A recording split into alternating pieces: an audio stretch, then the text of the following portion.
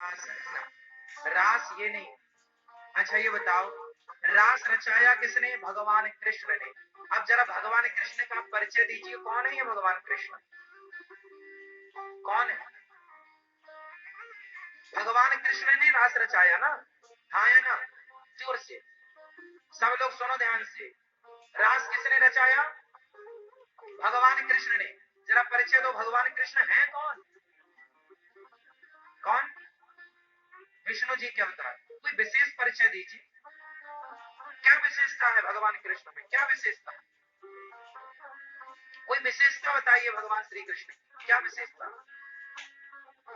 चलो आप बताओ भैया, ये भगवान श्री कृष्ण, जो भगवान श्री कृष्ण है, ये कौन है? इनकी क्या विशेषता है? नहीं पता?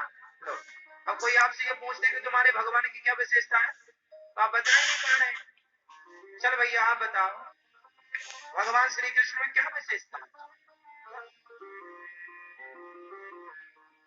नहीं मालूम? लो आप बताओ भैया, बेटा बताओगे? हाँ हाँ, देखो आप लोगों से बढ़िया तो बच्चा बोल रहा है कि उनको पाके सारे बंधनों से मुक्त हो जाते हैं, वो बंधन से मुक्त करते हैं, ये विशेषता।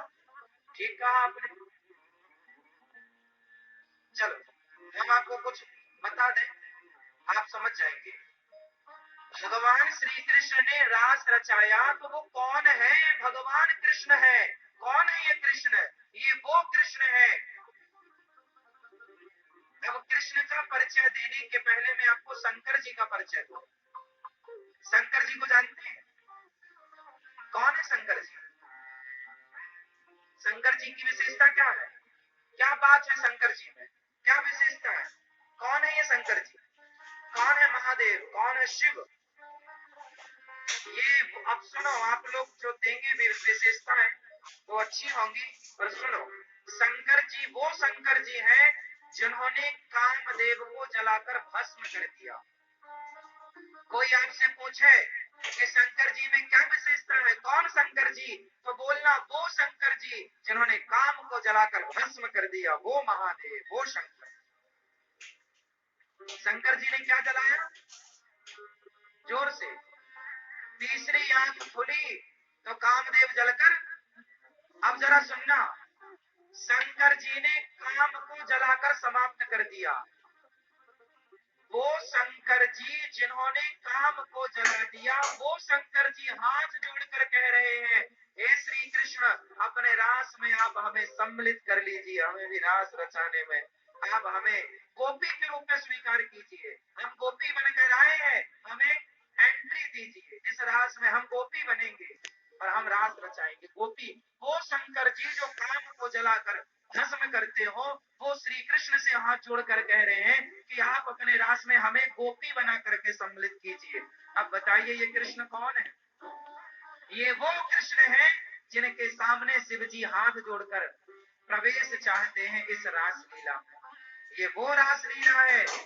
आप केवल सामान्य नाच गाने को रासलीला मानते हैं, आप भोग विलास का नाम रासलीला मान सकते हैं, पर रास का सही अर्थ है वो गोपियां कौन है? शंकर जी गोपी बनकर आए हैं, पहला ध्यान ये रखना है आपको। शंकर जी क्या बनकर आए हैं? अब शंकर जी गोपी बनकर आए और श्री कृष्ण ने शंकर जी के संग रास रचाया, तो क्या शंकर जी कोई भोग विलास के लिए आए थे क्या? उन्होंने तो कामदेव को पहले जलाकर भस्म कर दिया। बताओ, तो फिर ये लीला क्या है? अरे ये लीला भक्त और भगवान का मिलन है। भक्त और भगवान के मिलन को रास कहते हैं। ये जीवात्मा और परमात्मा का मिलन है। जैसे आपका और हमारा मिलन हुआ, इस मिलन को कहते हैं सत्संग। आपका और हमारा किस माध्यम से मिलन हुआ? जो आपका और